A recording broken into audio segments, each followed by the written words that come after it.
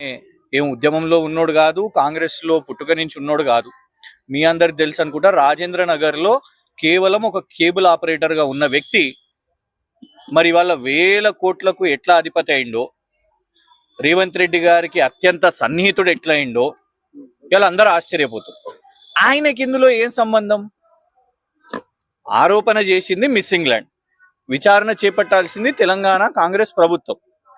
పత్రికలన్నీ report చేసిన దాన్ని నేను ట్వీట్ చేసిన, ఫలానా పత్రికలు మీడియా వాళ్ళు వేసిన దాన్ని ఎవరి పేరు తీసుకోకుండా దీని మీద ప్రభుత్వం విచారణ చేపట్టాలి అని అంటే, ఫహీం ఖురేషి అనే వ్యక్తి, రేవంత్ రెడ్డి గారికి అత్యంత సన్నిహితుడైన ఫహీం ఖురేషి ఎందుకు కంప్లైంట్ ఇచ్చిండు?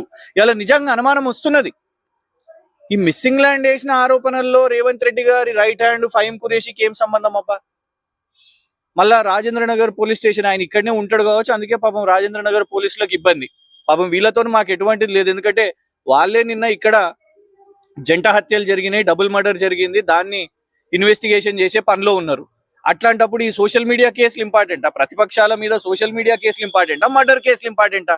మర్డర్ కేసే ఇంపార్టెంట్. కానీ అది కాకుండా ఇవాళ పాపం టాప్ ప్రయారిటీ, ఎందుకంటే రేవంత్ రెడ్డి గారి మనిషి, రైట్ హ్యాండ్, కుడి భుజము Faheem Qureshi, X cable operator, ఇప్పుడు 1000 కోట్ల అధినేత, కాబట్టి అది ఇంపార్టెంట్ తీసుకోవాలి. కాబట్టి వాళ్ళ నోటీసులు ఇచ్చి రప్పించారు. సరే, నేను కోఆపరేట్ చేసినాను, మేము ఇక్కడనే ఉంటాం, ఇది మొదటి కేసు కాదు, మా న్యాయవాదులు రెడీగా ఉన్నారు, ఎప్పుడు కేసు అనగానే ఫస్ట్ వాళ్ళు వస్తారు, కాబట్టి మేము కూడా రెడీగా, ఆ ధైర్యం మాకున్నది. మేము చేసింది తప్పు కాదు, తప్పు ఎవరు చేసిండ్రు అది ప్రభుత్వం యాక్చువల్లీ దాని మీద విచారణ చేపట్టాలి. మన తెలంగాణ రాష్ట్రంలో మిస్ వరల్డ్ పోటీలు అయినాయి, అందరికి తెలిసిందే. తెలంగాణ కాంగ్రెస్ ప్రభుత్వం మొత్తం నెలంతా కూడా దాని మీదనే ఫోకస్ చేసింది.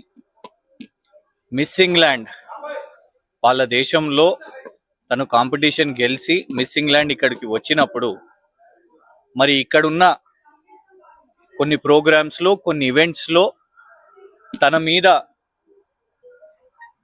దురుసుగానో, లేకపోతే అవమానపరుస్తూ, లేకపోతే ఒక మహిళ అని కూడా చూడకుండా అసభ్యకరంగా కొందరు వ్యక్తులు తనతోని ప్రవర్తించిండ్రు అని వాళ్ళ దేశానికి వెళ్ళిన తర్వాత సన్, డైలీ మెయిల్, గార్డియన్ అనే ప్రపంచ స్థాయి మీడియా సంస్థలకు ఇంటర్వ్యూలు ఇచ్చారు.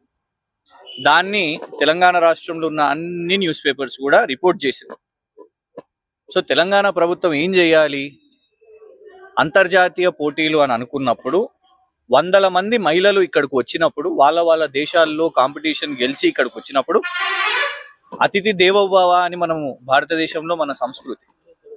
సో మిస్సింగ్ ల్యాండ్ ఇక్కడికి వచ్చినప్పుడు వారు కూడా అతిథి అని అన్నప్పుడు, తను ఆ ఆరోపణలు వేసినప్పుడు వాటి మీద విచారణ చేపట్టాలి. మిస్సింగ్ ల్యాండ్ని ఇప్పటి వరకు మీరు విచారించిర్రా?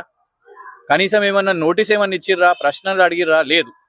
మరుసటి రోజే కేవలం సెలెక్టివ్గా కొన్ని విజువల్స్ ఏదో రిలీజ్ చేసి ఎదురుదాడి ఆమె మీద చేశారు. ఆమె ఒకవేళ నిజంగానే ఆమె చెప్పేది కూడా తప్పని అనుకుంటే ఎంబసీ ద్వారా మీరు లీగల్ నోటీసులు ఇవ్వండి. కానీ మీరు చేసింది ఏంటిది? కాంగ్రెస్ నాయకుడు రేవంత్ రెడ్డి గారి